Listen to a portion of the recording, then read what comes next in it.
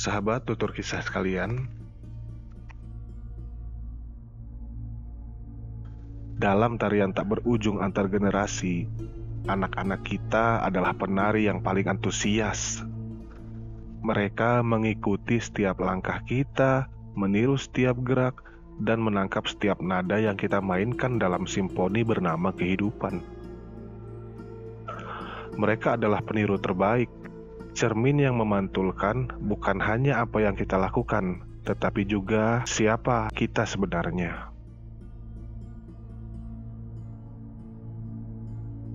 Sebagai orang tua, sebagai pendidik, dan sebagai pembimbing, kita memiliki panggung untuk memberikan pertunjukan yang akan mereka ingat dan akan mereka tiru kelak ketika mereka dewasa.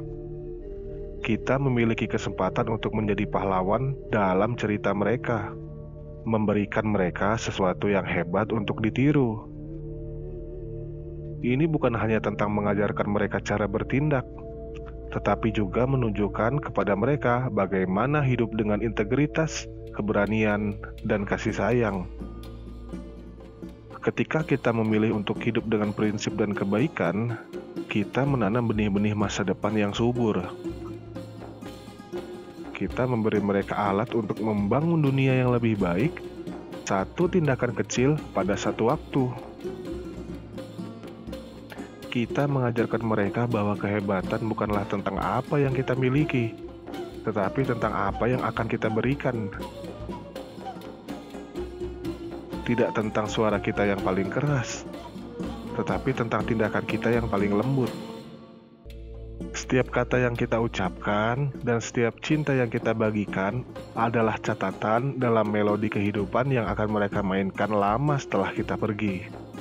Karena pada akhirnya, anak-anak kita akan mengikuti jejak kita, kelakuan kita, tindakan kita, bukan nasihat kita. Seperti cerita berikut ini, yuk sama-sama kita dengarkan tutur kisahnya.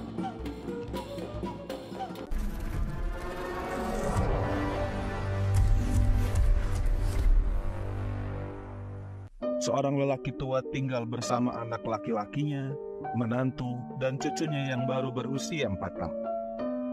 Tangan lelaki itu gemetaran, matanya kabur, dan jalannya tertatih-tatih. Keluarga ini selalu makan bersama di meja. Namun tangan orang tua mereka yang gemetaran membuat makan menjadi pekerjaan yang sulit baginya. Lauk pauk yang menggelinding dari sendok jatuh ke lantai. Bila lelaki tua itu meraih gelas, susu tumpah membasahi taplak meja. Anak dan menantunya menjadi jengkel akibat kegaduhan yang disebabkannya. "Kita harus berbuat sesuatu terhadap ayah," kata si anak. "Aku sudah tidak sabar lagi melihat tumpahan susu, berisiknya kunyahan, dan makanan yang jatuh ke lantai." Kemudian suami istri itu menyediakan meja kecil di pojok rumah. Di meja ini ayah mereka makan seorang diri. Karena sang ayah juga memecahkan 1 atau 2 piring, maka makanan di meja kecil ini disajikan dalam mangkuk yang terbuat dari kayu.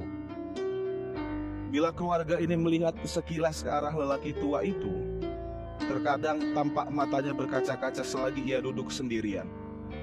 Apabila sang kakek menjatuhkan garpu atau menumpahkan makanan, mereka menegurnya dengan keras. Sang cucu yang berumur 4 tahun diam-diam menyaksikan semua kejadian itu. Suatu petang, sebelum makan malam, sang ayah menyaksikan anaknya bermain-main dengan potongan-potongan kayu di lantai. Dengan manis, ia bertanya, "Apa yang kau lakukan, Nak?"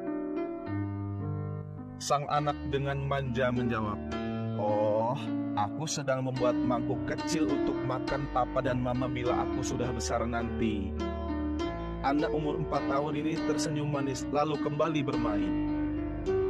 Kata-kata si anak menampar kedua orang tuanya sehingga mereka tak kuasa berkata-kata. Air mata mulai mengalir di pipi mereka. Meskipun keduanya tidak berbicara, tapi mereka tahu apa yang harus segera dilakukan. Malam itu juga, sang suami memegang dengan lembut tangan ayahnya, lalu membimbingnya ke meja keluarga. Sejak saat itu, Lelaki tua itu makan lagi bersama keluarganya. Dan suami istri itu tidak pernah lagi mempedulikan garpu yang jatuh, susu yang tumpah, dan taplak meja yang kotor.